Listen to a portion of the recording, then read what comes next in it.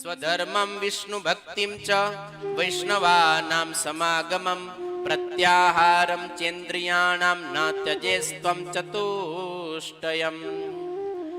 જે મુમુક્ષુએ ભગવાનના પ્રત્યક્ષ દર્શન કરવા હોય એનો રામાનુજાચાર્યએ 4 ઉપાય બતાવ્યા. કયા કયા? એક સ્વધર્મમ, પોતાનો જે ધર્મ છે વર્ણ અને આશ્રમને આધારે એ ધર્મ છે એને યથાર્થ પાડો, એ ધર્મને ક્યારે છોડવો નહીં. બીજું વિષ્ણુ ભક્તિ, આળસ પ્રમાદ છોડી અને ભગવાન નારાયણને વિશે અપાર ભક્તિ કરવી.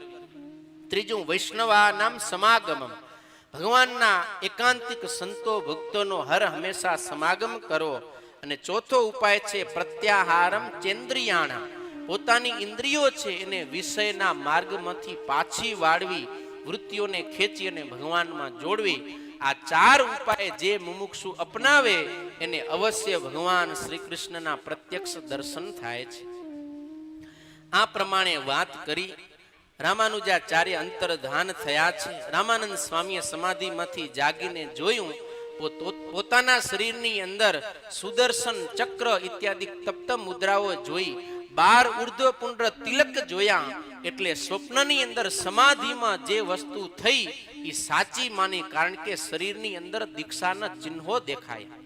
એટલે પોતે સ્વપ્નને સત્ય હકીકત માની રામાનુજાચાર્યને જ પોતાના ગુરુ માની એનો શિષ્યત્વ સ્વીકારી અને ગુરુના આદેશ પ્રમાણે ભગવાનનું ભજન કરવા લાગ્યા છે. એક દિવસ એમને ભગવાનનું ધ્યાન કરતા કરતા ભગવત દર્શનની અતિશય લાલસા જાગી. ત્યારે ભગવાન શ્રી કૃષ્ણનું એમને પ્રત્યક્ષ દર્શન થયું છે.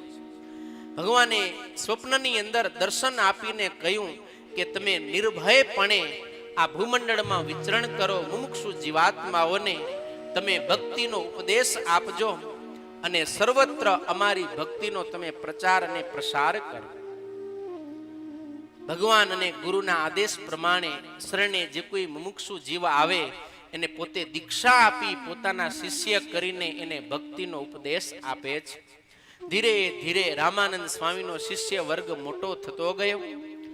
એટલે ત્યાં રહેલા અસુરના રૂપમાં જે અન્ય વૈષ્ણવો હતા એને એ રામાનંદ સ્વામીની કીર્તિ સહન ન થવાથી રામાનંદ સ્વામીને ખૂબ કષ્ટ આપ્યું છે. ત્યારે રામાનંદ સ્વામીએ દક્ષિણ ભારતને છોડી ઉત્તર ભારતમાં વૃંદાવનમાં આવ્યા છે. વૃંદાવનની અંદર ભગવાન શ્રી કૃષ્ણનું ભજન કરે છે. વૈષ્ણવો દ્વારા શ્રીમદ ભાગવતની કથા વંચાય એનું શ્રવણ કરે છે. દરરોજ ભગવાનની ભક્તિ કરતા કરતા એક દિવસ ભગવાન શ્રી કૃષ્ણનું પ્રત્યક્ષ દર્શન થયું. અતિશય પોતાને આનંદ થયો. ભગવાનની આગળ 2 હાથ જોડી અને સ્તુતિ પ્રાર્થના કરી. અને એ સમયે ભગવાન શ્રી કૃષ્ણએ એમને 2 મંત્ર આપ્યા છે. અને ભગવાને એમને કહ્યું છે કે તમે જે કાર્ય કરવા માટે આ ધરાતલ પર અવતાર ધારણ કરીને પધાર્યા છો, હવે એ કાર્ય કરો. એમ કહી ભગવાને એમને પૂર્વ જન્મનું જ્ઞાન કરાવ્યું. ત્યારે ઉદ્ધવજીને જ્ઞાન યાદ આવ્યું કે હું તો ભગવાનનો પરમ સખા જે ઉદ્ધવજી છું એ છું, અને હું આ લોકની અંદર ભગવાનના અવતારની પૂર્વ ભૂમિકા તૈયાર કરવા માટે આવ્યો છું.